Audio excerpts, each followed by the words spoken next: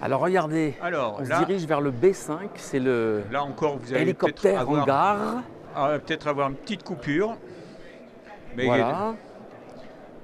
Voilà, voilà, on se rapproche. on va aller par la Regardez droite. comme c'est joli, on va aller à droite. On va aller à droite. Voilà, bienvenue Non, dans à droite, le... c'est l'autre côté. On a notre reporter avec nous. Voilà notre assistante réalisatrice. Mais Guimbal, c'est là-bas. Oui, mais Oui, on fait un petit tour juste pour montrer... voilà, alors c'est stand le plus gros hélicoptère civil exposé, c'est le Bell 505. Magnifique. Ah, il est magnifique, ouais. Magnifique. Il brille, hein. Il brille, ouais. Regardez ces sièges en cuir, On va... 5 places. Ouais. Voilà, comme si vous y étiez, hein. Bon, on n'a même pas demandé l'autorisation de Non, venir, mais, hein, mais c'est pas grave. Bonjour, bonjour. Voilà. Il est beau, hein. Ouais, magnifique. On continue. Oh, il y a des petites viennoiseries aussi. Bonjour. Sorry. Alors ça, on s'est posé la question hier, Gilles, si les ballons allaient Ouais, on aimerait- rester là comme ça on- ou s'envoler pour une Voilà. cérémonie. Donc c'est assez. C'est très réussi sur le plan visuel. Ouais. Voilà le CH77 Ranabot. Donc c'est de l'ultra léger là. Hein, Ouais, ouais. Belle machine.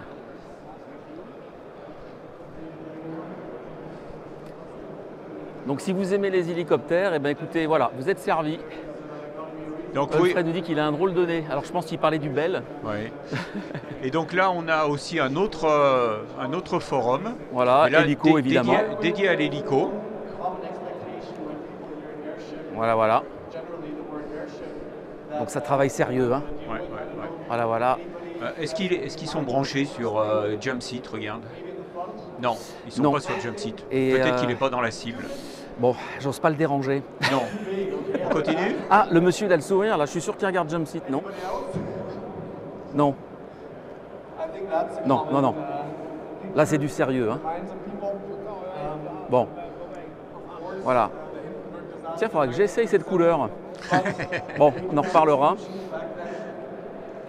Donc là, on arrive vers les services officiels. Bon, ça permet donc de faire un peu de promo et puis de remplir les halls hein, quand même. Faut pas se faire d'illusions. Les secours. Les secours, donc. Regardez. Il y a des belles couleurs là.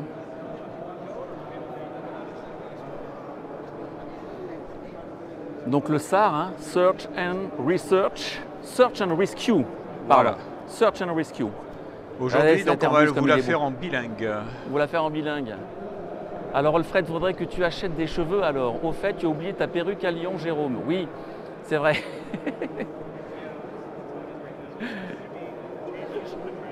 Voilà. Bon, et on va aller de l'autre côté, là, il y a un... Bon là, on vous en fait profiter. Voilà, oui, on va... Parce qu'on va aller rejoindre notre ami Guimbal, là. C'est très beau visuellement. Voilà, alors là, vous voyez tout le haut, l'hélico. Alors notre ami Bruno Guimbal, il est là-bas. Regardez, on distingue là Guimbal là-haut. Donc on va retraverser le hall Voilà. en se faisant encore plaisir pour les yeux. Parce que regardez, il y a des magnifiques machines. Alors tu parlais de nez, Alfred, bah regarde. Qu'est-ce que tu penses de celui-là? Je pense que là, on ne peut pas faire mieux. Hein. Voilà. Hello. Donc, nous sommes toujours... Là, une pièce de collection, ça Ah c'est... oui, oh là, ça c'est beau ça. Ça c'est pour... Là, c'est le musée, hein, Dornier Museum. Pour Fred Lert, le spécialiste défense. Alors, MMG... Là, ça vous fait penser à quoi quand on voit un hélicoptère comme ça? Moi, ça me fait penser au Vietnam. MMG, bah oui. G7F nous dit qu'il a déjà rencontré Bruno Guimbal. Bah, raconte-nous comment ça s'est passé. Si tu as des questions à lui poser, profite-en. On a déjà un premier cabri ici. Ah bah voilà, Là, ouais. on n'est pas sur le stand. On n'est pas sur le stand de Guimbal. Mais on a un cabri. Voilà, c'est Voilà. ça. Voilà l'hélicoptère que fabrique Bruno Guimbal. Tout en blanc, celui-là. Voilà, puis il y en a deux autres là-bas. Alors, il y a celui-là aussi, là, qui Oui. faut que tu nous en parles, parce que je sais Oui, que oui. tu as préparé un article pour Aérobuzz. Alors, N'oubliez Aérobuzz, pas. n'oubliez pas de vous abonner à Aérobuzz. Mais nous sommes ici au salon et Abonnez-vous. Abonnez-vous, oui. À Aérobuzz, donc sur le salon, donc nous couvrons le salon avec Jumpseat en live, et puis quand nous ne sommes pas en live, nous écrivons des articles pour Aérobuzz, et c'est une dizaine d'articles de bref du salon que nous mettons en ligne tous les jours. Voilà. Donc soutenez Aérobuzz, abonnez-vous, et puis surtout, lisez Aérobuzz. Alors regardez cette petite machine assez extraordinaire, tu nous en parles? Alors oui, alors ça c'est le deuxième exemplaire de la version numéro 2 du premier hélicoptère ultra léger hongrois. Voilà, c'est Angorocopter. Alors c'est un projet qui remonte à plus de 10 ans quand même. Hein. Ouais. Alors Oui, ils ont eu un prototype qui n'était pas du tout habillé, qui ressemblait un peu à une machine Mad Max. Et ça, ce sont vraiment les versions habillées qui présentent. Le design est magnifique. Voilà, donc c'est de l'ultra léger, alors jusqu'à 600 kg. Donc on n'est pas dans l'ultra léger ULM à la française, c'est pas un classe 6. Mais ça reste quand même un hélico ultra léger. Mais ouais, il est très très beau. Certainement prometteur, qui est encore dans ses phases de certification et d'essai en vol. Mais il nous a un peu tapé à l'œil quand on l'a vu pour la première fois. Hein. Donc vous en saurez plus sur Aérobuzz. Regardez l'avant, là, il est chouette, hein, on dirait une libellule presque. Bon, et puis donc le stand d'à côté, c'est celui de Bruno Guimbal. Voilà, Monsieur Guimbal. Ouh, en pleine discussion là-bas, on approche. Alors il est encore en discussion avec un client, donc ça va nous permettre de repérer. On va lui faire perdre un client là. On vous montre un petit peu, voilà. Regardez, tiens, c'était pas préparé. Hein. Donc un moteur Lycoming. Allez-y, continuez. Hein. Continuez. Ne vous gênez pas et ne ratez surtout pas une vente. On a déjà fait rater plusieurs ventes de gyro hier. Hein. Oui, c'est vrai. Donc on va quand même pas. Tiens, montre. Ah voilà l'intérieur, là, regardez comme c'est beau. Voilà. Come in. Bonjour madame. Voilà, regardez. Il est magnifique. Hein. Sobre.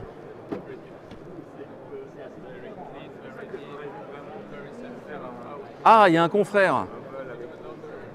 Bonjour. Eh ben, je te présente. Bonjour Madame Guimbal. Véronique Guimbal.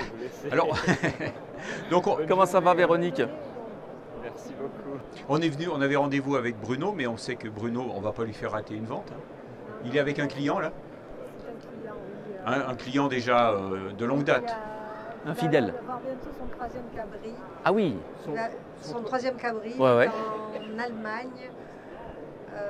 Je ne pourrais pas vous dire, je crois, la ville. C'est quoi? C'est une école? C'est une école, oui.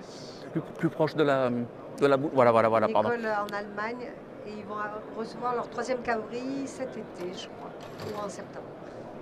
D'accord, donc ça veut dire que c'est un client qui est content alors, puisqu'il recommande un troisième.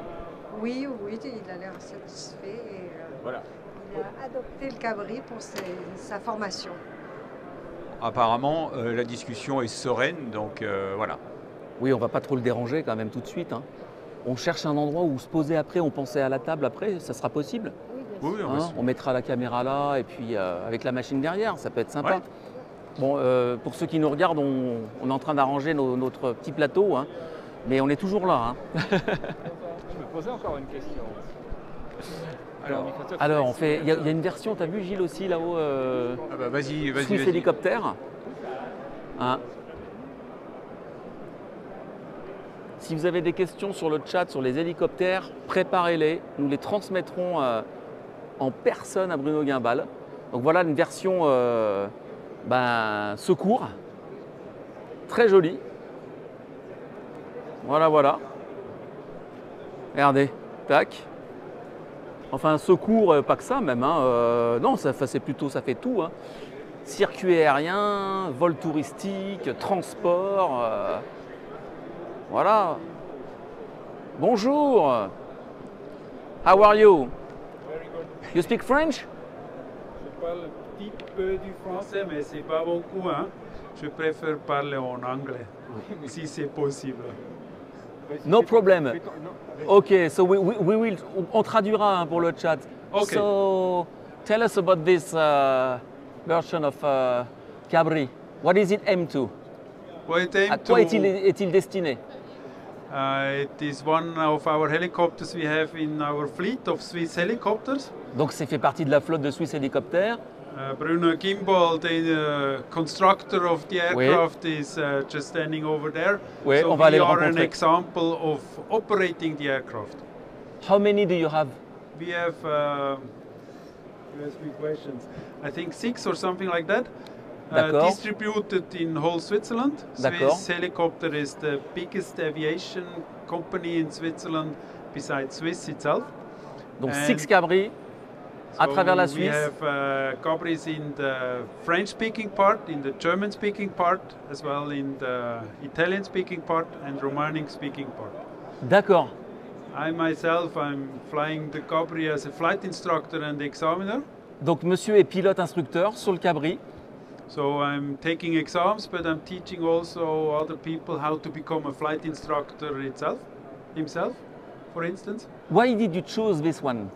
Well, it's The French going one. back. We have a history with the Cabri people since a long time.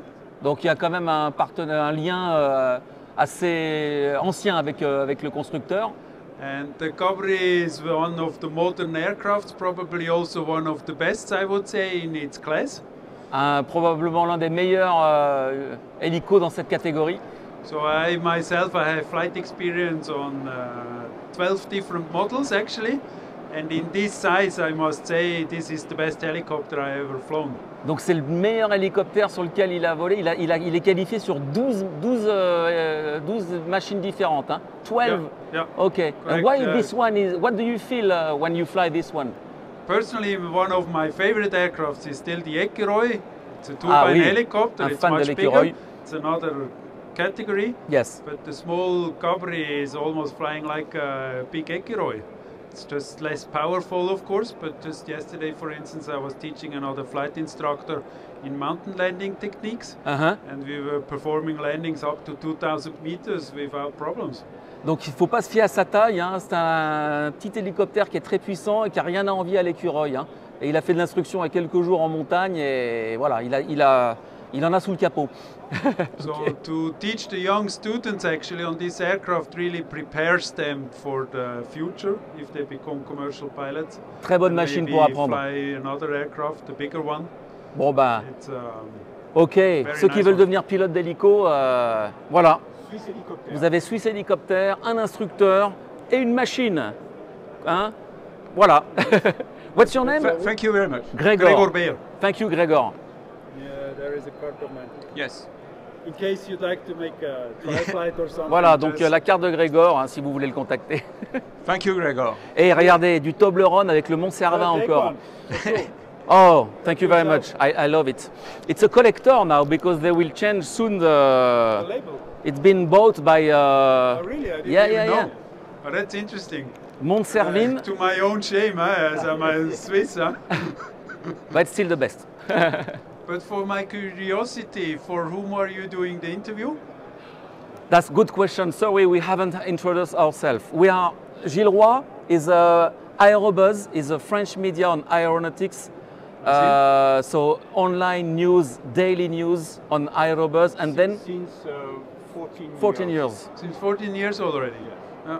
And now we launched 1 year ago a show, a talk show on Twitch, On live. on live. So Yeah, now we you are are live. Ah, yeah, am I? Okay. We are not recording. I hope I perform to your standards. We have many people now watching and chatting, and so thanks for Thank you for for your participating. time. Thank you very much. Have a nice show. Bye bye. Allez, Bon. allez, on va essayer d'interrompre Bruno parce qu'autrement on va jamais y arriver. Alors Alfred nous dit oui, ça c'est mon idée d'hier d'avoir des flyers jump seat. Tout à fait Alfred. Très bonne idée. Regardez Est-ce comme que il est beau, le Bruno, on cabri. peut t'interrompre 10 minutes? Allez, 10 minutes. Allez. Bon, alors on va. Avant, je vais vous présenter Holger. Alors on va tous basculer ici, s'il vous plaît. Je vais aller Nous- poser nous- pendant que Gilles Nous venons de, garde l'antenne et. nous venons de parler pendant 5-10 minutes. Nous venons de parler pendant 5-10 minutes avec un de tes clients qui est vraiment enthousiaste sur le cabri. L'inst- Alors attends, je vais aller à côté de toi. Oui, vas-y, voilà. Moi, je vais installer la caméra. Alors, on n'est pas encore tout au point là-dessus, hein, mais ça vient. Voilà. On se la joue. Voilà. Tac, vous allez voir. Vas-y Gilles, hein, je gère le... Donc Bruno, bah, merci. Holger ne parle pas français. Bah, c'est un Allemand, il n'a pas besoin de parler français pour voler un hélicoptère. Mais il vole très bien en cabri. Et c'est un de nos plus récents clients en Allemagne. Il a une belle école de pilotage en Allemagne. Et il a déjà 2 cabris et il est en train d'en acheter un 3e. Alors, on voit beaucoup, chaque fois qu'on vient au salon de Friedrichshafen, sur plusieurs stands, on voit des cabris en Suisse et en Allemagne. Le cabri est devenu très populaire. Alors déjà, l'Allemagne particulièrement, c'est un peu historique. Quand on a sorti le cabri en 2009-2010, la première année, on n'a vendu aucun, c'était juste après la crise des subprimes. Et les premiers qu'on a vendus, c'est en Allemagne. Parce que l'Allemagne, évidemment, ils ont toujours eu une petite longueur d'avance sur la France en termes d'économie. Et donc, on a vendu les 5 premiers en Suède, en Allemagne et 1 en France seulement. Et puis après, on s'est développé dans d'autres marchés qui sont la Nouvelle-Zélande, qui sont l'Australie, et puis les États-Unis et la Chine. Et entre-temps, l'Allemagne, ils ne sont pas beaucoup développés. Et nous, on s'est concentré un peu sur les autres marchés. La Suisse, ils ont toujours été des clients assez fidèles, assez réguliers. Et on aime beaucoup Suisse Hélicoptère comme client parce qu'ils ont commencé il y a longtemps avec un hélico, puis 2, puis 3, puis 4, puis 5. Ils en ont maintenant 8. Et une chose que j'aime bien avec Suisse Hélicoptère, c'est la machine qu'on expose ici. Il y a des gens qui nous demandent si elle est neuve. Elle a 10 ans. Et 6000 heures de vol. Et les gens nous demandent si elle est neuve. Donc ça c'est bon si. Combien avez-vous produit de cabris depuis le début?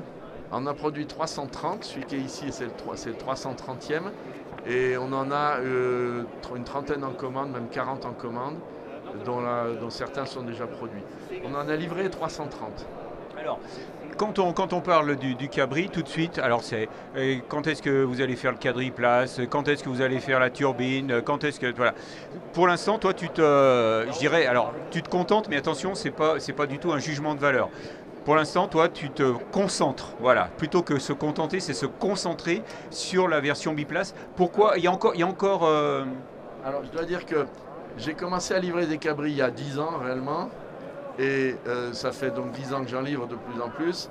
Et il y a une règle, c'est que jamais un client n'a passé plus de 10 minutes chez nous avant de me poser la question sur le quadriplace. Et c'était vrai il y a 8 ans, c'était vrai il y a 5 ans, c'était vrai il y a 2 ans, c'était vrai la semaine dernière.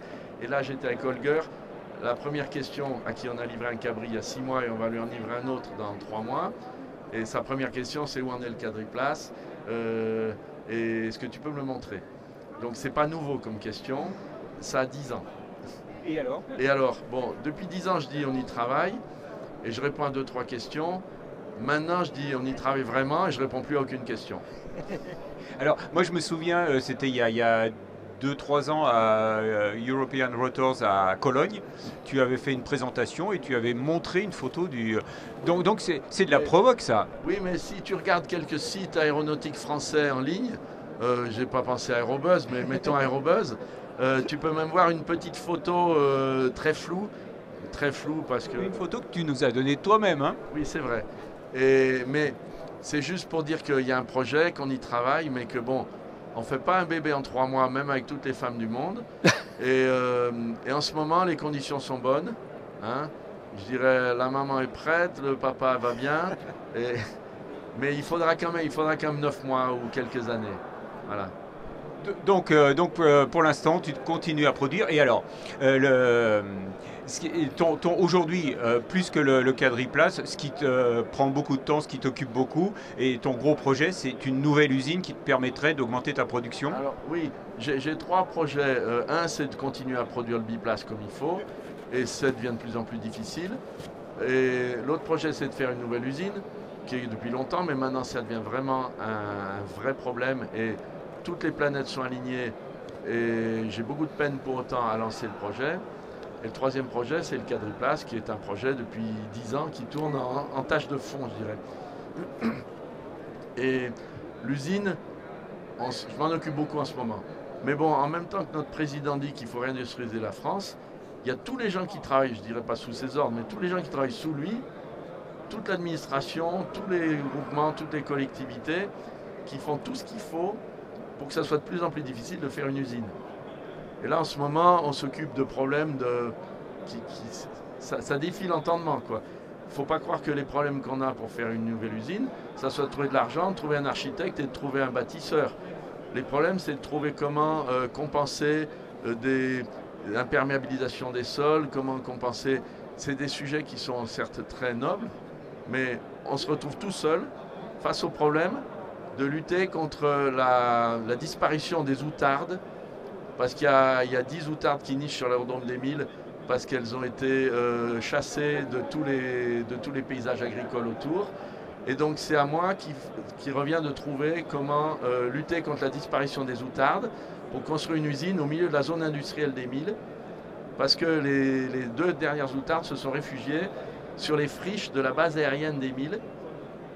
Il faut les apprivoiser. Au milieu de... Et bon, moi je respecte énormément l'écologie, je respecte énormément les problèmes des eaux, d'aménagement du territoire, mais je me retrouve tout seul à résoudre le problème pour des outardes, quoi. Donc on souhaite que tu trouves une solution avec les services techniques locaux assez rapidement, parce que c'est un projet quand même qui dure depuis pas mal d'années. Alors il dure depuis pas mal d'années, mais il faut dire une chose, c'est qu'il n'y a pas si longtemps que ça qu'on est financièrement en bonne position pour financer cette usine. Parce qu'une usine, ça se finance sur 20 ans. Hein, et bon, si j'avais lancé cette usine en 2017, quand j'ai essayé la première fois, en 2019, on aurait des gros problèmes, et en 2020, on n'aurait plus de problème du tout. Bon, quand on va se revoir, il y aura des bonnes nouvelles quand même. Donc ça c'est un raisonnement d'entrepreneur. C'est quelqu'un qui a toujours une solution à tous les problèmes. Oui. Mais par ailleurs, l'usine, pour moi, c'est qu'un moyen. Le but, c'est pas l'usine. Le but, c'est quand même les hélicoptères. Et il ne faut pas non plus que la nouvelle usine soit en concurrence avec le quadriplace ou avec la production des biplaces. Et donc, il faut gérer ça tout en même temps. Et en tout cas, un point commun avec l'usine, avec le biplace et le quadriplace, c'est que, ben moi, d'abord parce que j'ai 63 ans, ensuite parce que j'ai 5 enfants, dont 3 sont ingénieurs, je réfléchis un peu au-delà de l'usine, un peu au-delà de la livraison des G2, des cabris dans les 2 années qui viennent. Et toutes ces réflexions vont quand même dans le sens de plus de professionnalisation, de faire des hélicoptères qui soient plus professionnels, qui soient plus chers, qui soient plus sûrs, qui soient plus efficaces. Ça ne va pas du tout dans le sens de faire des hélicoptères qui soient plus adaptés à Friedrichshafen et au recreational market. Donc de plus en plus... Ciblé.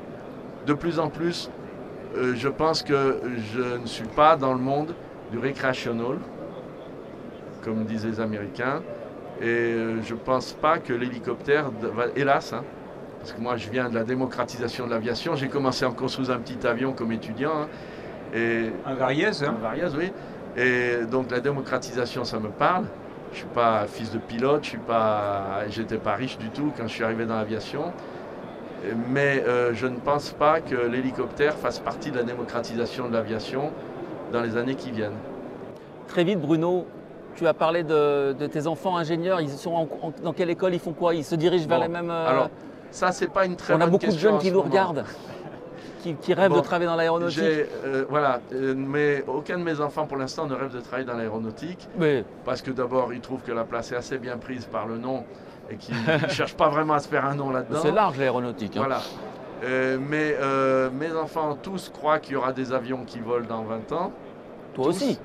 Moi aussi, mais ils ne croient pas tous que ça soit comme aujourd'hui. Et pour l'instant, aucun n'a cherché à travailler dans l'aviation. Ils cherchent d'abord à travailler dans l'industrie et dans les métiers. Mais bon, ça peut arriver, ils sont jeunes encore. Hein.